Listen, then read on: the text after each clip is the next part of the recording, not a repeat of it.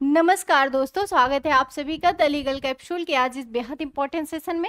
मैं हूं मानसी और आज हम एक बहुत बेहद इंपॉर्टेंट खबर लेकर आए हैं। बहुत ब्रेकिंग न्यूज़ है जो एकदम पूरे कानूनी गलियारे में हलचल मचा के रख दिया है। तो आज का हमारा विषय है राहुल गांधी पर एफआईआर का आदेश। पर एफआईआर क्यों की जा रही है भाई, क्या मामला है? इलाहाबाद हाई कोर्ट ने इसमें बहुत बड़ा फैसला सुनाया है। उनकी ब्रिटिश नागरिकता को लेकर विवाद है और इसमें इनके ऊपर एफआईआर का आदेश दिया गया है। तो भाई ये मुद्दा क्या है, क्यों ऐसा कहा जा रहा है कि इनकी सांसदी छिन जाएगी? तो चलिए भाई इसको हम थोड़ा विस्तार से समझते हैं। देखिएगा, ये जो पूरा केस है जुड़ा हुआ है एक विदेशी नागरिकता से, यानी ब्रिटिश नागरिकता विवाद से जुड़ा हुआ है कि राहुल गांधी की नागरिकता को लेकर कुछ गलत तथ्य जो है वो सामने आए हैं। अब इस मामले में सबसे बड़ी बात यह है कि जो इलाहाबाद हाई कोर्ट है उसने सीधा पुलिस को आदेश दे दिया है कि इस मामले में एफआईआर दर्ज कर दी जाए।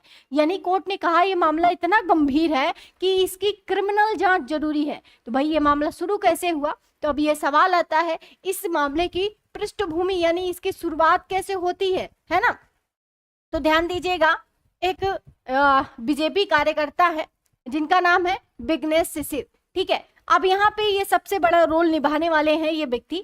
ये विघ्नेश शिशिर जो है एक बीजेपी राजनीतिक कार्यकर्ता है और इन्होंने इस पूरे मामले को लेकर कोर्ट का दरवाजा खटखटाया। लेकिन ध्यान दीजिएगा, ये सीधे हाई कोर्ट नहीं गए हैं, इन्होंने सबसे पहले निचली अदालत में अर्जी लगाई थी और वहां पे इनकी मांग को पूरी तरह से खारिज कर दिया गया था। इन्होंने कहा था कि भैया इस मामले में एफआईआर दर्ज की जाए, लेकिन निचली अदालत ने क्या किया, इनकी अर्जी को रिजेक्ट कर दिया और कहा भैया इसमें एफआईआर की कोई जरूरत नहीं है। अब ये मामला पहुंच जाता है सीधे हाई कोर्ट। याचिकाकर्ता हाई कोर्ट में अपील करता है और वो निचली अदालत का फैसला जो है बताता है कि भैया ऐसे ऐसे उन्होंने कहा है। तो निचली अदालत के फैसले को हाई कोर्ट ने पूरी तरह से गलत बताया और इसमें हाई कोर्ट ने इनके आदेश को रद्द करने की भी बात कही। ठीक है, यानी हाई कोर्ट ने इसको, इनके डिसीजन को पूरी तरह से सिरे से खारिज कर दिया है।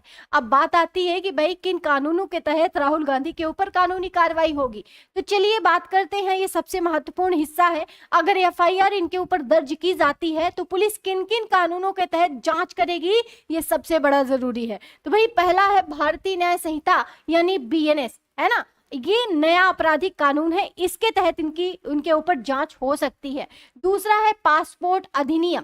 अगर नागरिकता या फिर जो पासपोर्ट है उससे कोई गलत जानकारी निकल के सामने आई हो, उससे जुड़ा हुआ कोई गलत जानकारी दी गई हो, तब इनके ऊपर ये जांच होगी, है ना? तीसरा है विदेशी अधिनियम, यानी अगर व्यक्ति की नागरिकता संदिग्ध हो, अगर व्यक्ति जो है अपने नागरिकता के बारे में कुछ गलत छिपाया हो, तब इसमें जो है ये जांच होगी। सरकारी गोपनीयता अधिनियम, ये ध्यान दीजिएगा, ये जांच होगी इनके ऊपर अगर किसी प्रकार की संवेदनशील जानकारी छिपाई गई हो या फिर गलत जानकारी दी गई हो। यानी ये मामला देखिएगा एकदम साफ है कि ये सिर्फ आरोप नहीं है बल्कि गंभीर कानूनों से जुड़ा हुआ मामला है।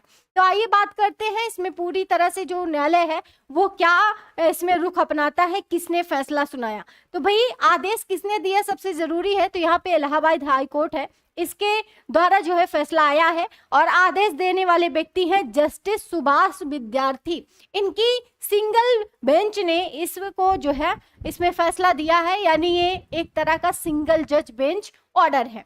अब ये ध्यान दीजिएगा कि इसमें पूरे खबर में क्या नतीजा निकल के सामने आता है। ये सबसे बड़ी बात है कि भाई नतीजा क्या हुआ। तो जो हाई कोर्ट है इसने पुलिस को स्पष्ट इसमें निर्देश किया है कि आप इनके ऊपर एफआईआर दर्ज कर लो और साथ ही साथ यहाँ पे जो भी जांच होनी है, जो भी गहन जांच होनी है, उसको बिना देरी किए आप लोग क्या कर दो, सीधा चालू कर दो, शुरू कर दिया जाए। यानी ये आरोप जो है केवल आरोप तक ही सीमित नहीं है, ये बहुत बड़ा जो है एक स्टेज बन गया है कि भाई इनके ऊपर पूरी तरह से जांच की जाए। अब यहाँ पे ये बातें तो हो गई, है ना?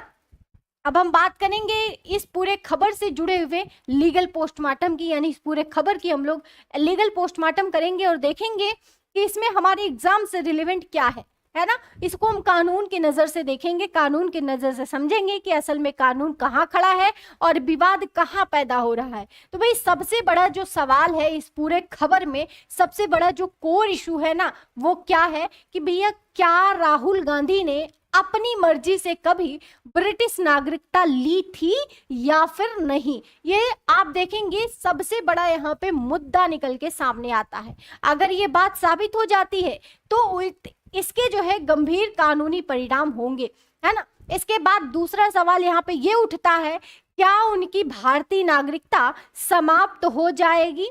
तो यहाँ पे ये भी ध्यान दीजिएगा। और सबसे बड़ा जो इसमें प्रैक्टिकल सवाल है कि क्या उनकी सांसद सदस्यता बनी रहेगी या फिर खत्म हो जाएगी। देखिए भाई, मामला जो है ना, ये मैंने आपको बता दिया कि यहाँ पे ये सबसे बड़ा सवाल खड़ा हुआ है कि भाई क्या इनकी जो है, इन्होंने कभी अपनी ब्रिटिश नागरिकता स्वीकार की थी। ये सबसे बड़ा सवाल है क्योंकि इनको माना जा रहा है कि ब्रिटिश नागरिक हैं, इन्होंने अभी तक नागरिकता नहीं छोड़ी है। तो भाई सबसे बड़ा सवाल है कि क्या राहुल गांधी जब ब्रिटिश नागरिकता लिए थे तो क्या ये स्वेच्छा से ब्रिटिश नागरिकता स्वीकार किए थे या कैसे किए थे, ये सबसे बड़ा इसमें सवाल है। यानी ये सिर्फ एक नागरिकता से जुड़ा हुआ मुद्दा नहीं है, बल्कि सीधे संवैधानिक स्थिति और राजनीतिक पद से जुड़ा हुआ मामला है। तो भाई आरोप आया कहां से? तो अब ये सबसे बड़ा सवाल है ना कि इनके ऊपर ये आरोप कैसे आ गया। अब सवाल ये है कि पूरा विवाद शुरू कैसे हुआ। याचिकाकर्ता जो थे, इनका दावा है कि राहुल गांधी जो थे एक यूके आधारित कंपनी MS बैकओप्स LTD के डायरेक्टर थे।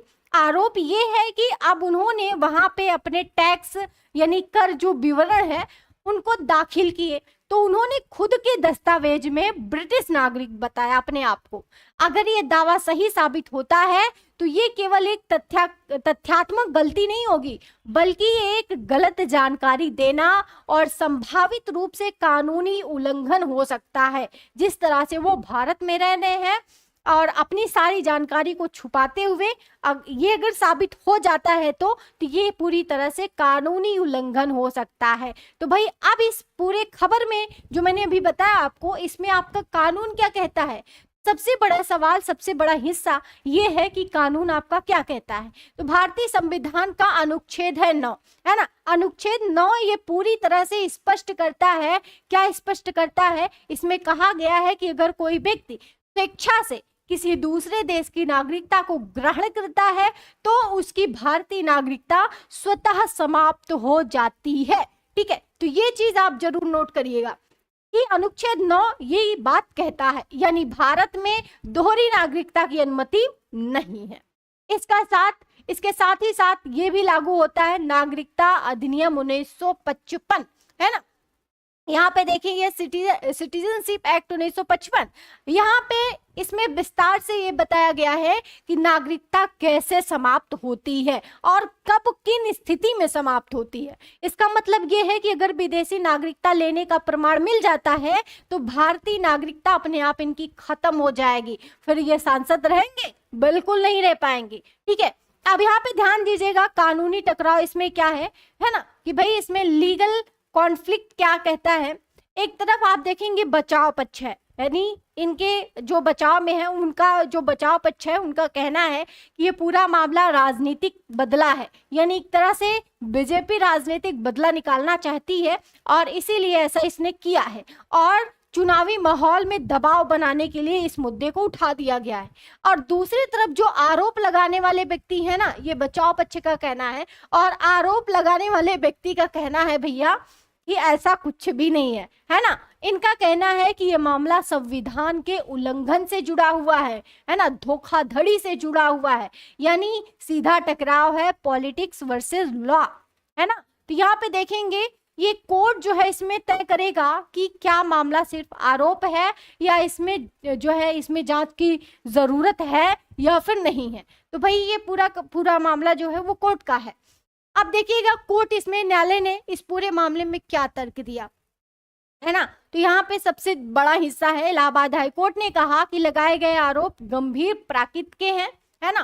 कोर्ट जो है इसे प्रीमा फेसिस का जो है शब्द इस्तेमाल करते हुए बोलता है, यानी इसका मतलब होता है प्रीमा फेसी जो शब्द है इसका मतलब होता है पहली नजर में देखने पर, है ना। कोर्ट ने कहा या कोर्ट का कहना है यहाँ पे पहली नजर में ऐसा लगता है कि मामला जांच योग्य है, इसीलिए कोर्ट ने ये निष्कर्ष निकाला कि इस मामले को नजरअंदाज नहीं किया जाएगा बल्कि इसमें विस्तृत जांच होनी चाहिए। इसे सीधे आधार पर कोर्ट जो है एफआईआर दर्ज करने का इसमें निर्देश दिया है। यानी ये मामला जो है, इस मामले की जो प्रकृति है बहुत गंभीर है और इसमें एफआईआर दर्ज करने का आदेश दिया गया है।